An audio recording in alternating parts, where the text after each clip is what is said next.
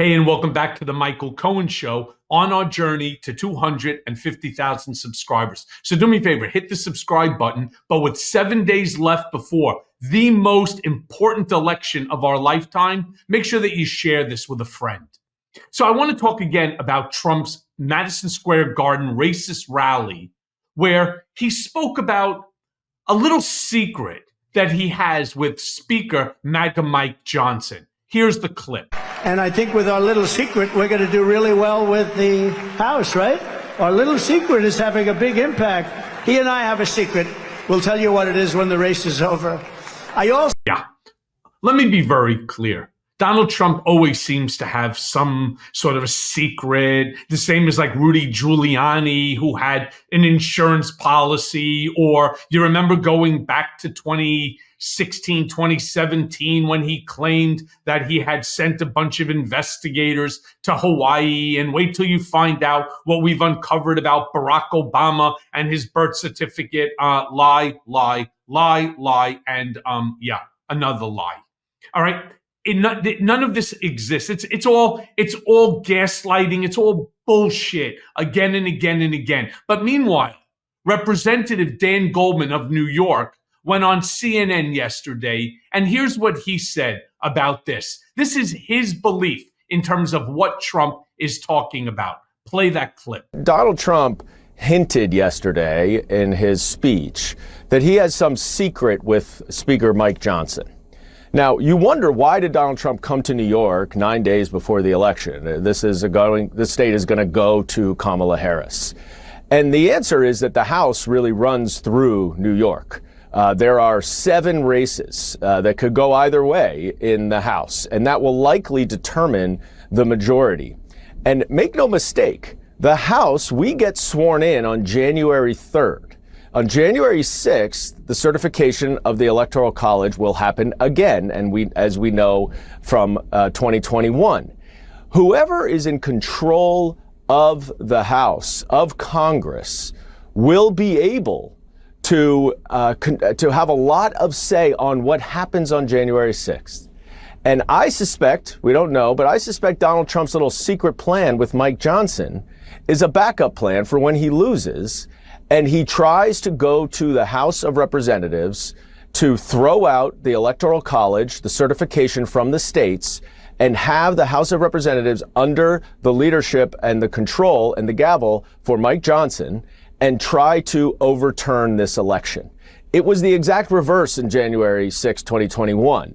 You had Mike Pence, the vice president, who was presiding over the joint session, but you had Nancy Pelosi and Chuck Schumer, who were presiding over Congress. If it's the reverse, the Republicans have a lot more opportunity and a lot more possibilities for overturning this election. And that's what this was about yesterday. That, I believe, is what Donald Trump's secret with Mike Johnson was. And that's why he's here, is because the House majority runs through New York. Yeah, and he's not wrong about that. Look, let me be very clear. Dan Goldman is a really smart guy. And I think he's spot on. That's why I constantly say it is so imperative that we vote up and down the entire Democratic ballot, regardless of what state that you're in, but specifically here in New York. The notion that they could make a determination as to whether or not that they will accept the outcome of a free and fair election based upon who they want to be the victor, it goes back to something that I have talked about on this program and others so many times. It's a line that Vladimir Putin used that Donald thought was brilliant and genius. And that line of bullshit was, it doesn't matter who you vote for. All that matters is who's counting the vote. And that's possibly what he's talking about here. But I cannot imagine, even if Republicans control the House, which I'm not sure that they will, and I'm not even sure whether or not that it really runs specifically through New York only, as Dan Goldman points out.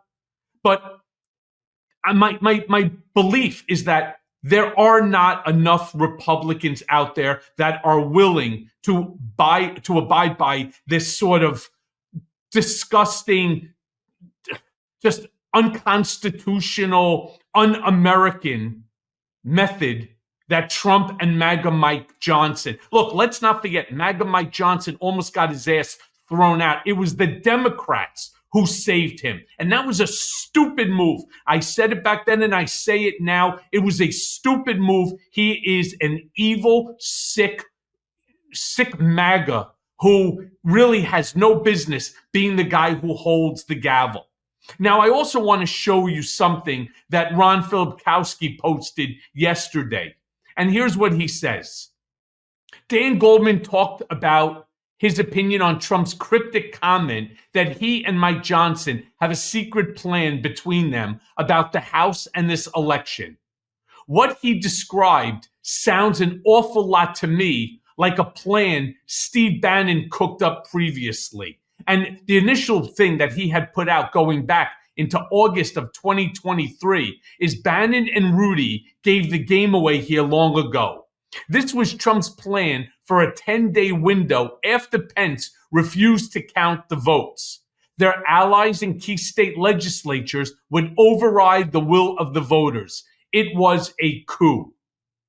Now, I want to turn around and say something to you. Do I think that this is a second iteration of Steve Bannon's plan? The answer is yes. Do I believe that it is legitimate, that they can legitimately do it? Yes. But it also would require, and this is the important thing, enough Republicans within which to go ahead and to sign on to this. And I have to believe, regardless of the MAGA few that are there, I do not believe that there are Republicans, enough of them, that would turn around and do this and ultimately destroy our entire democratic process of free and fair elections on the transition of power in this country. To me, I'm not just disgusted by the notion that they could even be talking about this. I'm disgusted the fact that anybody who is an elected official, including somebody like MAGA Mike Johnson, is considering something as undemocratic and un-American as this. And I want to show you a clip from a few years ago of Steve Bannon, who just got out of prison today for 120 days for defying congressional subpoenas. But this is a clip of Bannon and Rudy colluding, drunken Giuliani a few years ago, talking about this plan. Play the clip. That he wants, that he won and he wants another election immediately. I keep saying the Biden electors can't get certified. They're not going to be Trump election. We don't need another national election. It's called and I keep trying to get this into people's minds. It's a contingent election. It gets kicked. You're not going to flip the Biden electors or Trump electors. You're going to not be able to certify the Biden electors. And by not certifying the Biden electors, the Electoral Count Act of 1887 and our beloved Constitution have a way that what's supposed to happen. That is a contingent election in the House of Representatives where you vote by state party delegation. And guess what? Even with Liz Cheney voting Wyoming for the Democrats, I think we still win 26-24.